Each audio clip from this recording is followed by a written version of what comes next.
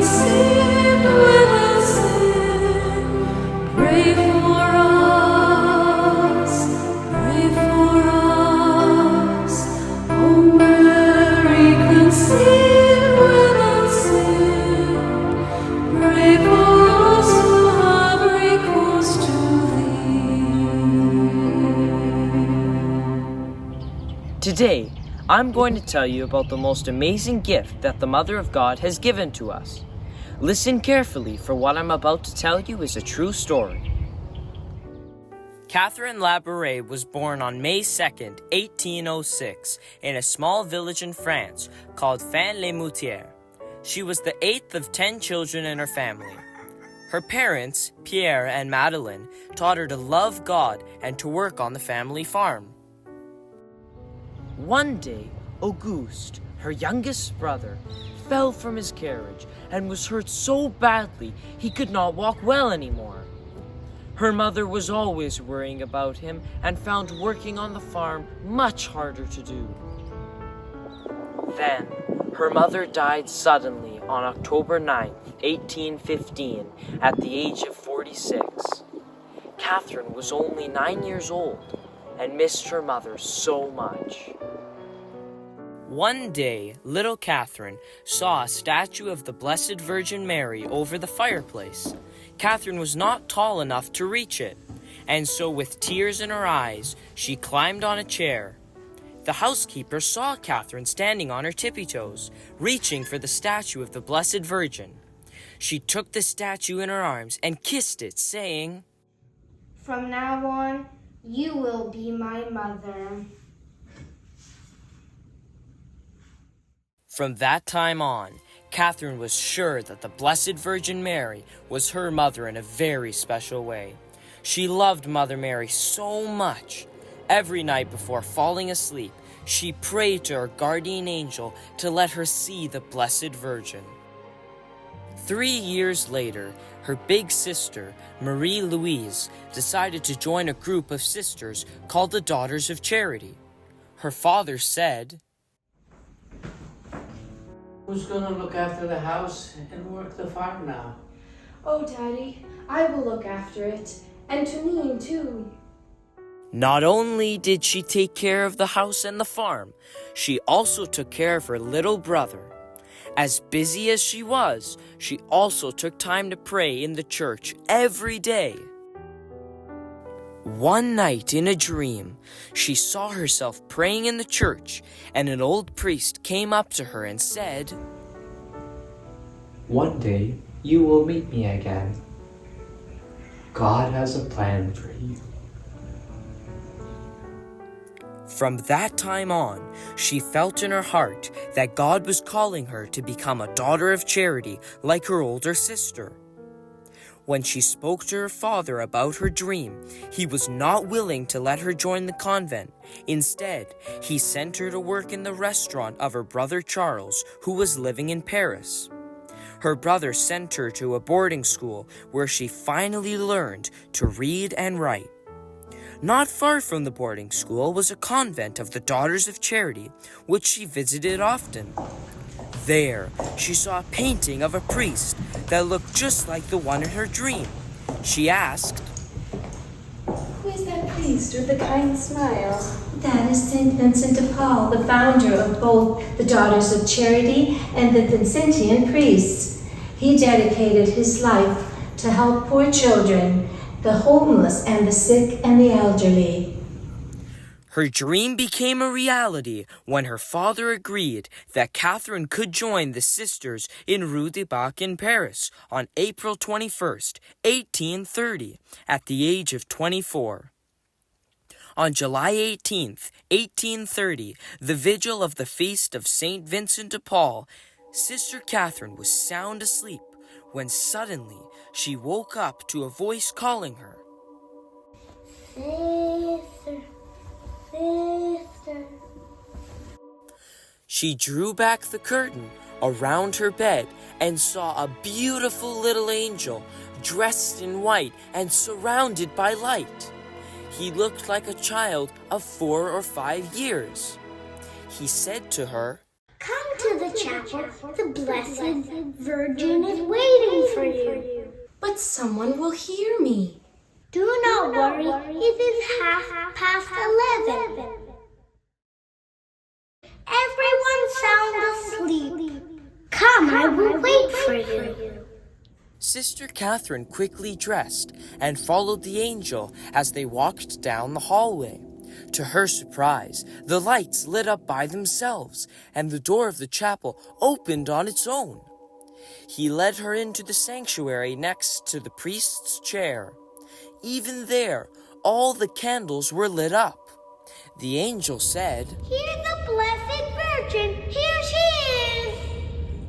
Finally, she saw the Blessed Virgin. She was so beautiful. When Mother Mary sat down on the chair, Sister Catherine threw herself at her feet and placed her hands on the Virgin's lap, and then the Virgin Mary said, My child, the good Lord wants to entrust you with a mission. You will have plenty of suffering, but you will overcome it through the knowledge that what you do is for the glory of God. Come to the foot of this altar. There, graces will be poured out on all those, small and great, who ask for them with confidence and fervor. She told her many other things, even that she wanted her confessor, Father Aladel, to start the Association of the Children of Mary. The Blessed Virgin Mary left in the same manner she had entered the chapel. Sister Catherine got up and looked at the angel. He said, She returned to her bedroom. It was 2:00 in the morning. She was so happy she couldn't sleep for the rest of the night. Eventually, she told Father Aladel what happened that night. He was shocked to hear that the Virgin Mary wanted him to be the founder of the Association of the Children of Mary. He told her to forget about these visions, saying to her that they were a pure illusion. If you wish to honor Our Lady, imitate her virtues and beware of your imagination. Sister Catherine went away calmly, in complete self-control. 4 months later, on November 27, 1830, at 5:30 p.m., while Sister Catherine was praying in the chapel, she saw the Virgin Mary again, standing on a globe which was half visible. This time, her hands were raised, holding a smaller globe with a small cross on top of it. She seemed to be offering the world to God, as her eyes were lifted up to heaven. She asked Sister Catherine to have a medal made. The Blessed Virgin Mary showed her what it should look like, and said, The globe represents the entire world and every person. Then the globe disappeared, and from her hands, rays of light fell on the earth.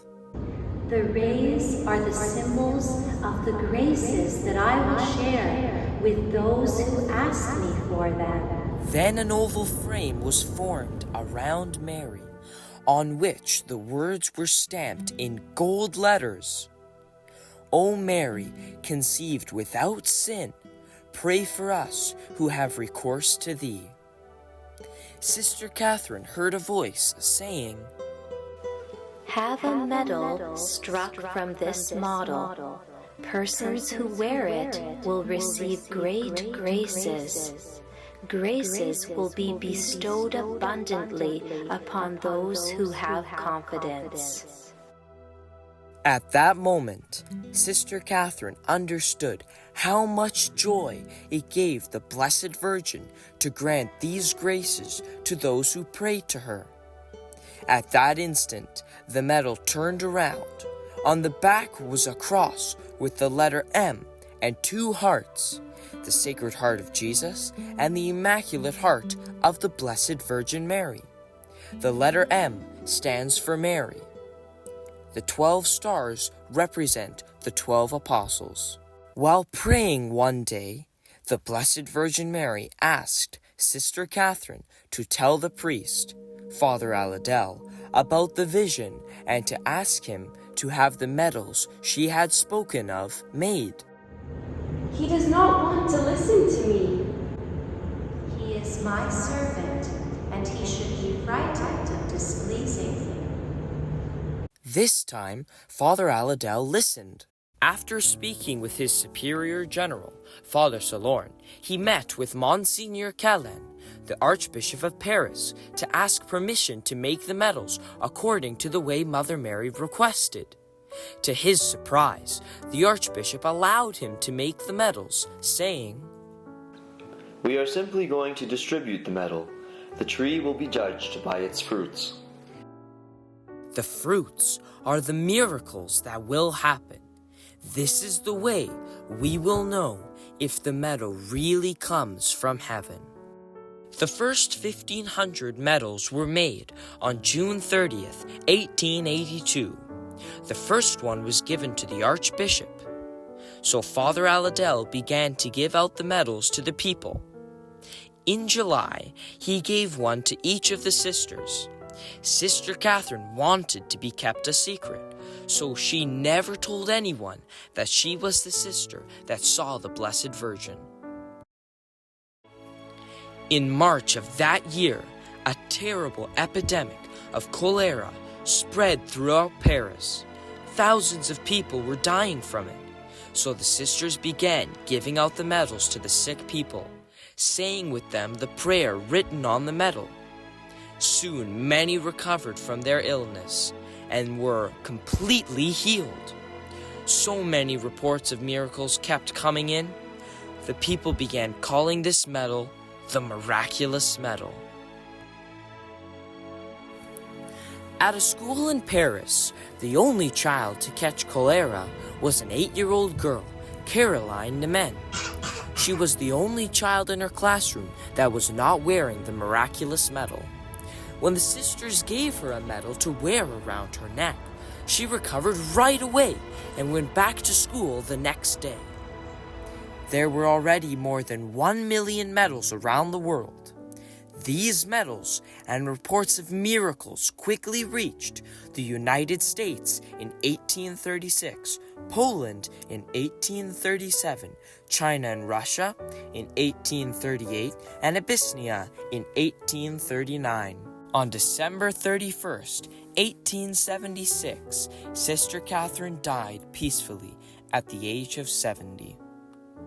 Afterwards, her superior sister Jean told all the sisters that the visions of Mother Mary and the Miraculous Medal were given to Sister Catherine Labouré.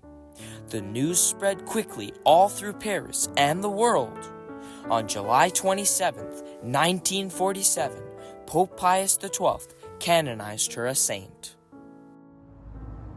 Now this medal is not a good luck charm, for the power to work miracles is not in the medal, but in God, who alone works miracles and through the intercession of the Blessed Virgin Mary. This medal is approved by the Catholic Church. It helps us to believe in the power of God and increase our faith. Today, people from all over the world come to pray in the famous chapel in the Mother House of the Daughters of Charity at Rue des Bacs in Paris, where the Blessed Virgin Mary appeared.